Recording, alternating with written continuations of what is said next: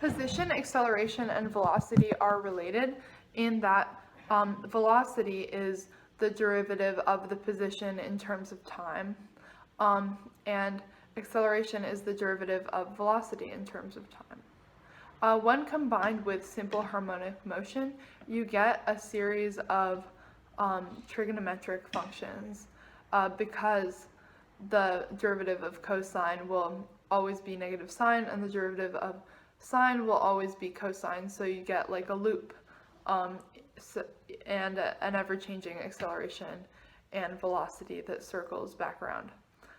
So a question which relates to this on the AP exam is number 35. We have an object initially hanging in equilibrium from a vertical spring. The object is pulled down 15 centimeters from its equilibrium position as illustrated above and released at time t equals 0. The object then oscillates with a period of 2 seconds. Let x equals 0 be the equilibrium position and let the positive direction be upwards. And this is an image of what's going on in this problem.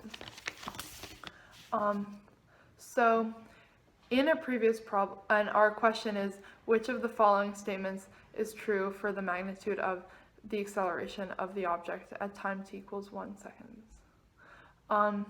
So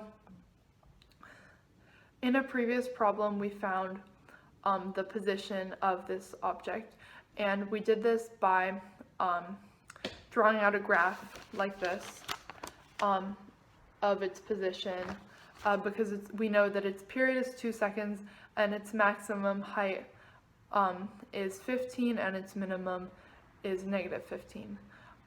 So we were able to figure out what equation could describe this using trigonometry. We used cosine and we multiplied it by negative 15 so that the starting position at t equals 0 would be negative 15, and so that the maximum would be 15 and the minimum would be negative 15.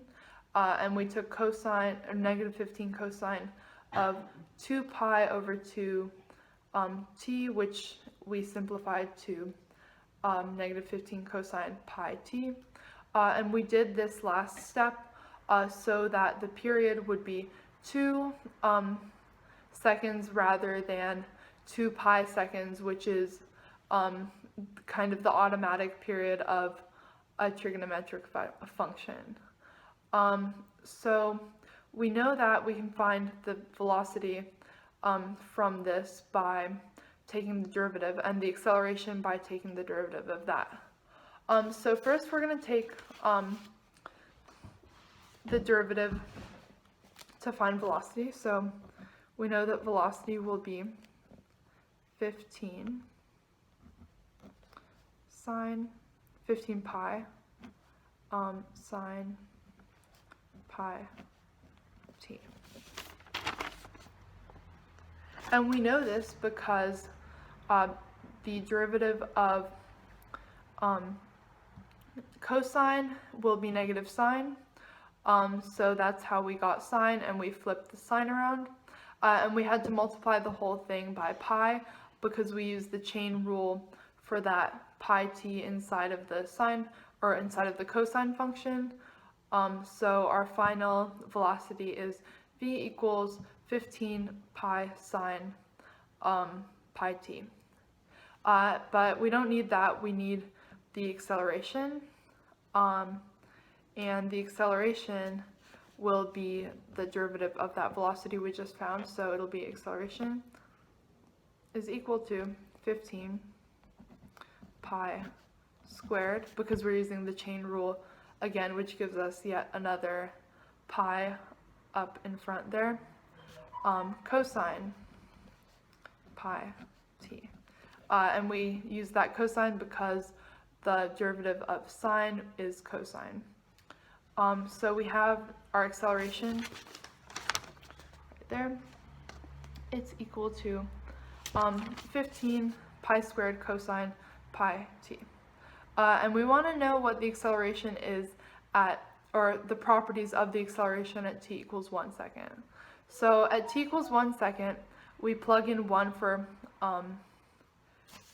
our t, and we have that a at 1 second is equal to 15 pi squared cosine pi.